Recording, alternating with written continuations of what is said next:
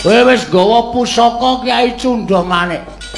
Ayo, nek pancen pusakamu iki digdaya tamakno dadane Bagong. Loh, kowe wani namane Kyai Cunda Manik? Ora wani sebab apa?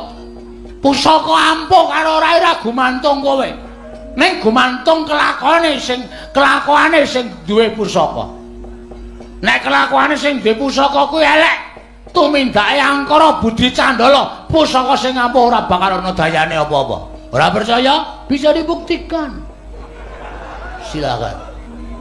Lho kuwi nyatane kaya ngono.